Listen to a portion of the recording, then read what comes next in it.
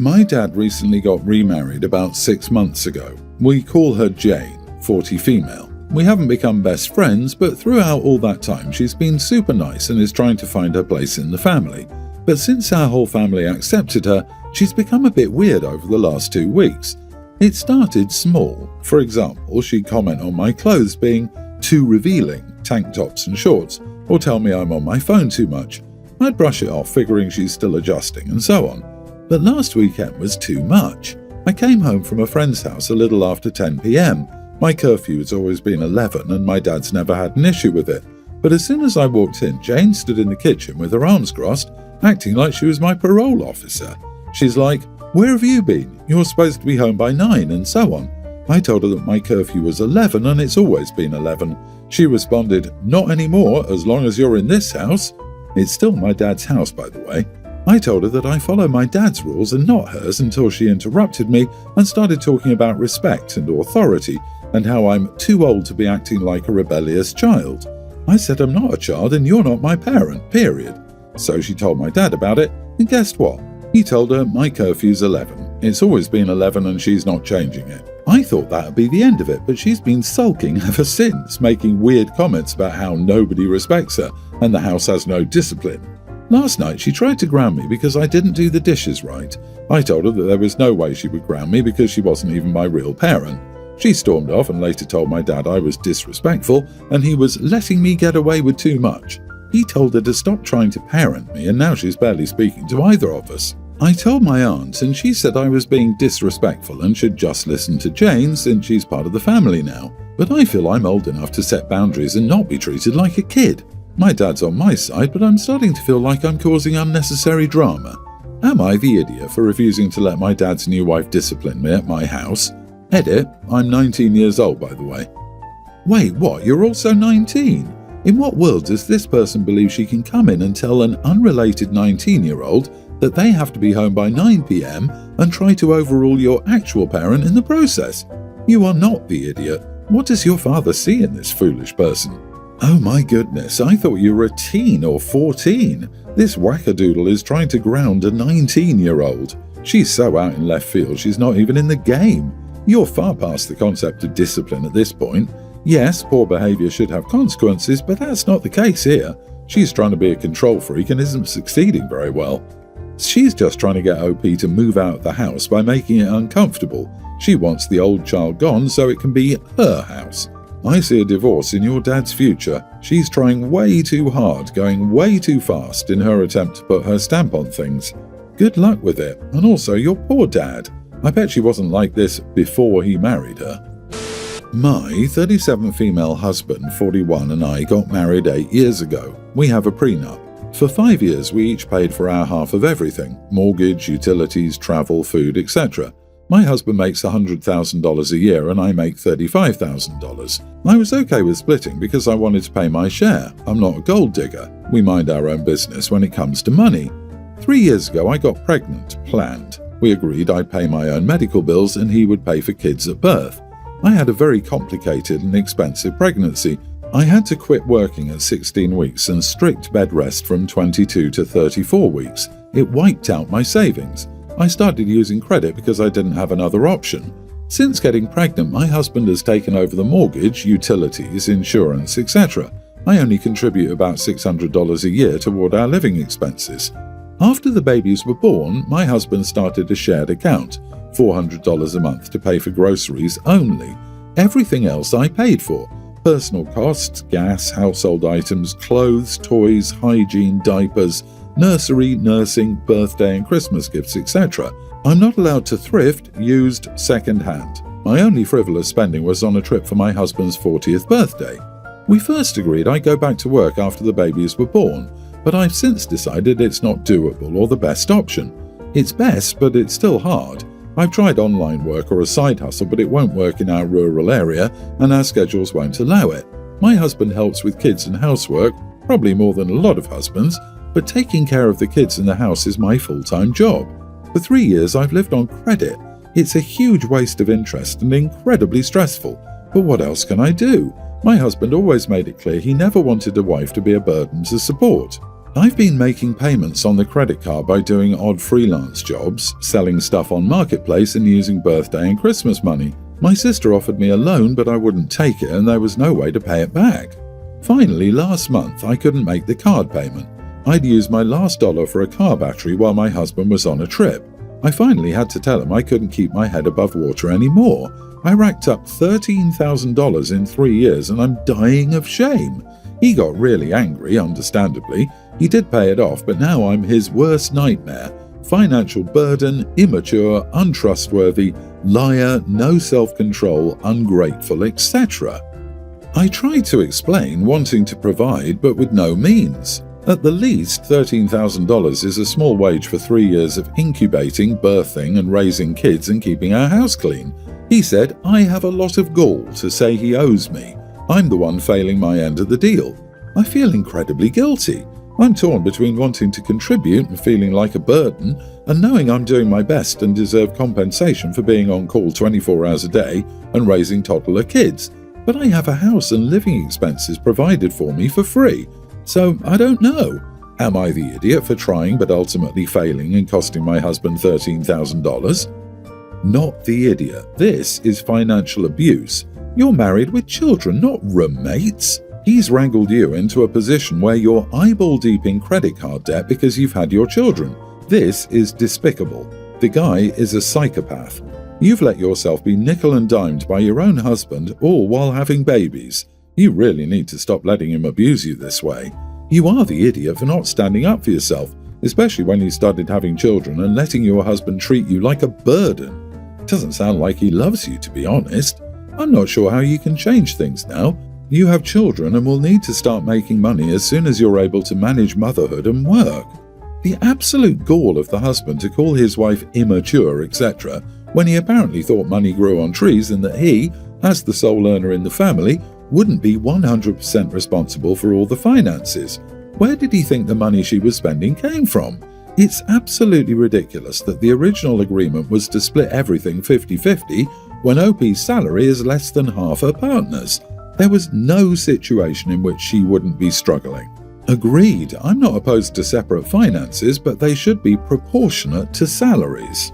OP, you will need your own money to plan for your own future. I doubt your husband is planning for anything but his own retirement, has probably not even set up life insurance or similar in case something happens to him, as principal breadwinner, etc. He's perfectly happy to let you spend every penny you make and then resents you as a burden. You are his wife, not a burden. I'm a 19-year-old female and I'm currently a student. Growing up, I lived mostly with my mom after my parents' divorce, but I spent weekends and holidays with my dad, his wife, my stepmom, and their 2 kids, pre-tween female and young grammar schooler male. While I love my dad, I've always felt like an outsider in his new family. When I was younger, my mom started a college savings fund for me. She worked so hard to build it up over the years, and it's why I've been able to go to college without drowning in debt.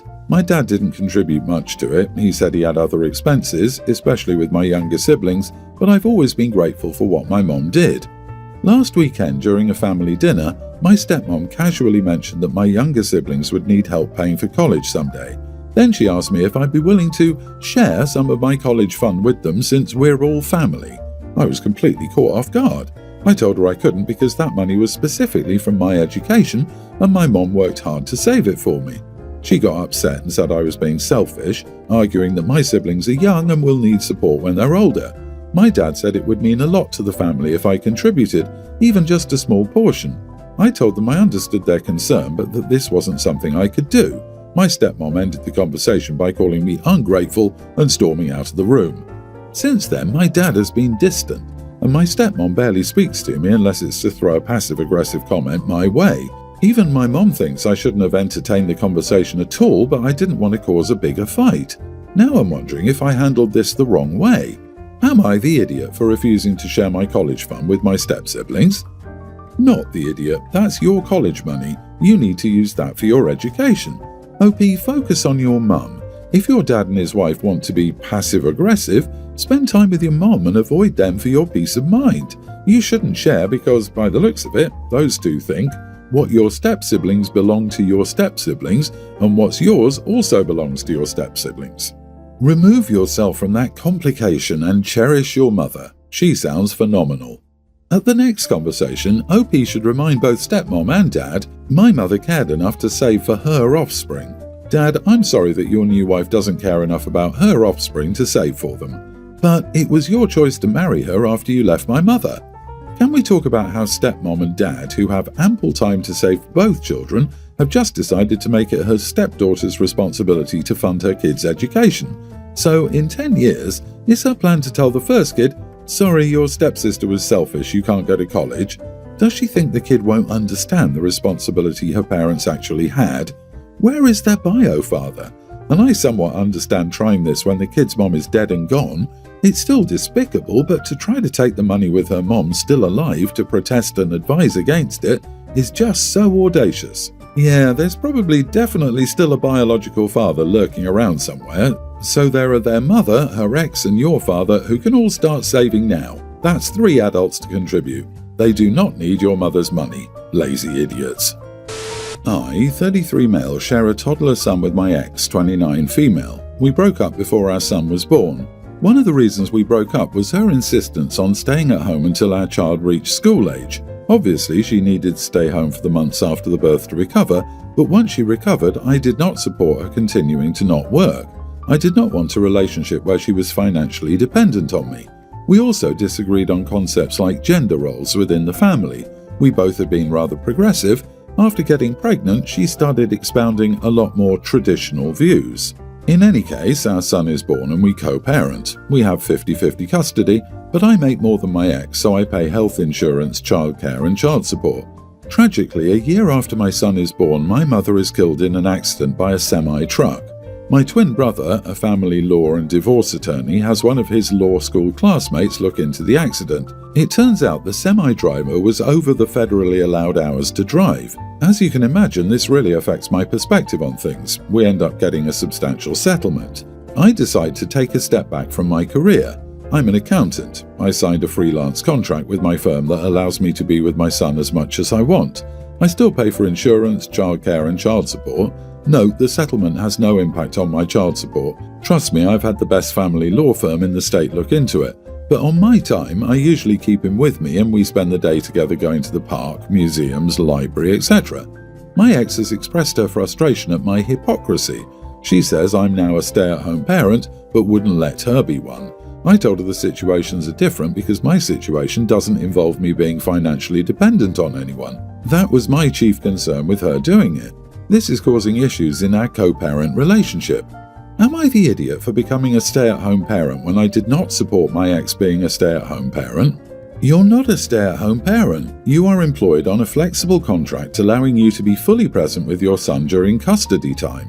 What's the issue here? Oh no, some lady I'm not dating doesn't approve of how I support myself. Whatever shall I do? Anyways, I'd shut that crap down. I tell her that as your ex, how she feels about how you support yourself is irrelevant to you. Tell her that unless you bounce a check, this is the last you want to hear about it. Also, he's not the idiot because, let's say he's not employed. He's still not the idiot because his reasoning for her not to be a stay-at-home parent was that he didn't want her to be financially dependent on him and for him to be the only breadwinner. The settlement money made him financially independent. He's not dependent on anyone.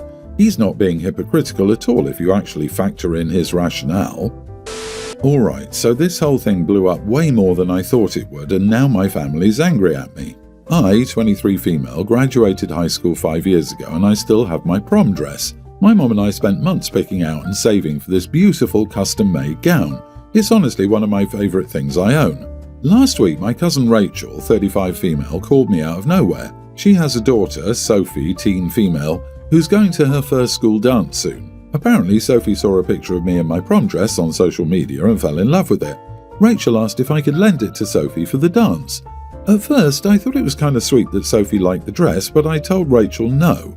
I explained that the dress is really sentimental to me and I don't feel comfortable lending it out, especially since it's delicate and could get damaged. I even suggested a few places where they could rent a similar dress if Sophie really wanted that style. Rachel didn't take it well. She started saying I was being selfish and that it's not like I'm ever going to wear it again.